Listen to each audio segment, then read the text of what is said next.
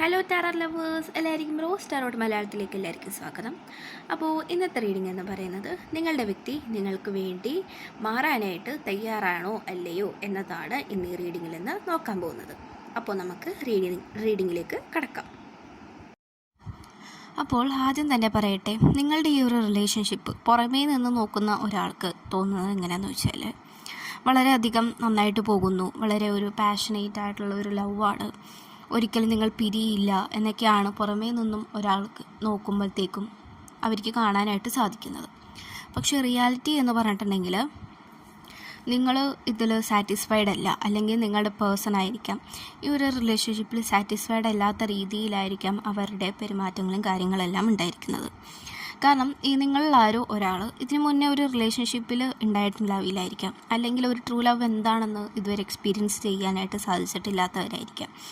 അത് മനസ്സിലാക്കാനുള്ള ഒരു പോലും അവർ കാണിക്കുന്നില്ല എന്ന് തന്നെയാണ്, മനസ്സിലാക്കാനായിട്ട് ശ്രമിക്കുന്നില്ല എന്ന് തന്നെയാണ്. ഒരു റിലേഷൻഷിപ്പിലാവുമ്പോഴേക്കും നമുക്ക് വേണ്ടത് എന്താണ്? കെയർ, ലവ്, അങ്ങനെയുള്ള കാര്യങ്ങളാണ്. പക്ഷേ ഇവിടെ ആരോ ഒരാൾ അങ്ങനെ ഒന്നും മൈൻഡാക്കുന്നില്ല. അതൊന്നും കൊടുക്കാനോ അല്ലെങ്കിൽ സ്നേഹത്തോടൊരു രണ്ട് വാക്ക് പറയാനോ ഒന്നും ഈ വ്യക്തിക്ക് അറിയില്ല. വളരെ എന്തോ ഒരു ഇമോഷണലെസ് ആയിട്ടുള്ള ഒരു പേഴ്സണാണ്. അങ്ങനെയുള്ള ആൾക്കാരുടെ എനർജിയാണ് നമുക്കിവിടെ കിട്ടുന്നത്. നിങ്ങൾ എത്ര തവണ പറഞ്ഞിട്ടുണ്ടെങ്കിൽ പോലും, നിങ്ങൾക്ക് വേണ്ടി മാറണം എന്ന് പറഞ്ഞിട്ടുണ്ടെങ്കിൽ പോലും ഈ പേഴ്സൺ മാറാനായിട്ട് തയ്യാറായിട്ട് നിൽക്കുന്നില്ല എന്നുള്ളത് തന്നെയാണ്. കാരണം ഇവർ അങ്ങനെ മാറാതെ നിൽക്കുന്നത് എന്താണെന്ന് വെച്ച് കഴിഞ്ഞാലുണ്ടെങ്കിൽ ഇവർക്ക് വേണ്ട കെയർ കാര്യങ്ങളെല്ലാം നിങ്ങളിൽ നിന്നും ഇവർക്ക് കിട്ടുന്നുണ്ട്. അപ്പോൾ ഇവർ നിങ്ങളുടെ കാര്യം, അതായത് മറ്റുള്ളവരുടെ കാര്യം ഇവർ ഓർക്കുന്നില്ല. ഇവർക്ക് ഇവരുടെ സ്വന്തം കാര്യം എന്നുള്ള രീതിയിലുള്ള ആൾക്കാരാണ്. അപ്പോൾ പുറമേ നിന്ന് നോക്കുന്ന ഒരാൾക്ക് ഒട്ടും തല്ലുപിടുത്തമില്ല, കുറേ ആർഗ്യുമെൻറ്റ്സ് ആയിട്ട് മുന്നോട്ട് പോകുന്നില്ല, ദേഷ്യം നിലനിൽക്കുന്നില്ല, ഓക്കെ, വളരെ സ്മൂത്തായിട്ട് പോകുന്നതായിട്ടേ തോന്നിക്കുള്ളൂ. പക്ഷെ നിങ്ങൾ തമ്മിലുള്ള കമ്മ്യൂണിക്കേഷൻ വരെ വളരെ കുറഞ്ഞു വരുന്ന ഒരു ടൈമാണ് ഇത്. ഇപ്പോൾ ഒരു ദിവസം പോലും സംസാരിക്കാണ്ടിരുന്നിട്ടുണ്ടെങ്കിൽ ഈ വ്യക്തിക്ക് ഒരു കുഴപ്പമില്ല എന്ന് തന്നെയാണ് ഇവിടെ കാണിക്കുന്നത്. പക്ഷേ എത്രത്തോളം ഈ വ്യക്തി നിങ്ങളെ അഫക്റ്റ് ചെയ്യുന്നുണ്ടെന്ന് നിങ്ങൾക്ക് മാത്രമാണ് അറിയുന്നത്. കാരണം നിങ്ങൾക്ക് ഇവരോട് ഉള്ളത് യഥാർത്ഥ പ്രണയം തന്നെയാണ്. പക്ഷേ ഇവർക്കും നിങ്ങളോട് പ്രണയമുണ്ടെങ്കിൽ പോലും ഒരു അട്രാക്ഷൻ മാത്രമാണ്, ജസ്റ്റ് ഒരു പ്രണയം മാത്രമാണിത്. അല്ലാതെ ഇതിൽ കൂടുതൽ ഞാൻ എഫേർട്ട് ഇടേണ്ട കാര്യമില്ല, എന്നെക്കൊണ്ട് പറ്റുന്നതൊക്കെ ഞാൻ ചെയ്യുന്നുണ്ട് എന്ന് തന്നെയാണ് ഈ പേഴ്സൺ ഇപ്പോഴും ചിന്തിച്ചുകൊണ്ടിരിക്കുന്നത്. പക്ഷേ ഈ വ്യക്തിയുടെ പണമോ പൈസയോ പിന്നെ അതേപോലെ തന്നെ ഈ വ്യക്തിയുടെ പത്രാസോ അങ്ങനെയൊന്നുമല്ല നിങ്ങൾക്ക് വേണ്ടത്. ഈ വ്യക്തിയുടെ സ്നേഹമാണ് നിങ്ങൾ ആഗ്രഹിക്കുന്നത്. ഇവർക്ക് വേണ്ടിയിട്ട് എന്തും നിങ്ങൾ സാക്രിഫൈസ് ചെയ്യാനായിട്ട് തയ്യാറാണ്. പക്ഷേ ഈ വ്യക്തി അതൊന്നും കണക്കാക്കുന്നില്ല എന്ന് തന്നെയാണ് ഇവിടെ കാണിക്കുന്നത്. പിന്നെ ഈ വ്യക്തി എന്താ പറയുക, കുറേ ഓപ്ഷൻസ് ഈ വ്യക്തിയുടെ ചുറ്റിനുമുണ്ട്. അതുകൊണ്ട് തന്നെ ഈ വ്യക്തിക്ക് നിങ്ങളെ ചൂസ് ചെയ്യണോ അല്ലെങ്കിൽ ഈ നിൽക്കുന്ന ആൾക്കാരെ ചൂസ് ചെയ്യണോ എന്നൊക്കെ ഈ വ്യക്തി കൺഫ്യൂസ്ഡ് ആയിട്ട് നിൽക്കുകയാണ്. കുറേ ഓപ്ഷൻസ് എന്ന് പറയുമ്പോഴത്തേക്കും ഈ വ്യക്തിയുടെ ഫ്രണ്ട്സ് ആയിരിക്കാം, ഗേൾ ഫ്രണ്ട്സ് അല്ലെങ്കിൽ ബോയ് ഫ്രണ്ട്സ് എങ്ങനെയൊക്കെ ആയിരിക്കാം വരുന്നത്. അതായത് വളരെ ക്ലോസ് ആയിട്ട് നിൽക്കുന്ന ആൾക്കാർ ആയിരിക്കണം ഈ വ്യക്തിയുടെ ജീവിതത്തിലേക്ക് വീണ്ടും കടന്നു വരാനായിട്ട് ശ്രമിക്കുന്നത്. അപ്പോൾ ഈ വ്യക്തിയെ നിങ്ങളിൽ നിന്നും അകറ്റാനായിട്ടുള്ളൊരു കാരണം കൂടിയാണിത്. ഓക്കെ, അപ്പോൾ ഈ പേഴ്സൺ കടന്നു വരാനായിട്ട് ശ്രമിക്കുന്നുണ്ടെങ്കിൽ പോലും, അതായത് തേർഡ് പാർട്ടിയുടെ ഒരു ഇതിവിടെ കാണിക്കുന്നുണ്ട്. അപ്പോൾ ഈ പേഴ്സൺ കടന്നു വരാൻ ശ്രമിക്കുന്നുണ്ടെങ്കിൽ പോലും ഈ വ്യക്തിക്ക് അവരെയും അക്സെപ്റ്റ് ചെയ്യാനായിട്ട് സാധിക്കുന്നില്ല, നിങ്ങളെയും അക്സെപ്റ്റ് ചെയ്യാനായിട്ട് സാധിക്കുന്നില്ല എന്നുള്ളതാണ്. പക്ഷേ ഒരിക്കലും നിങ്ങളുടെ സ്നേഹം കളങ്കമല്ലെന്ന് ഈ വ്യക്തി മനസ്സിലാക്കിയിട്ടുണ്ട്.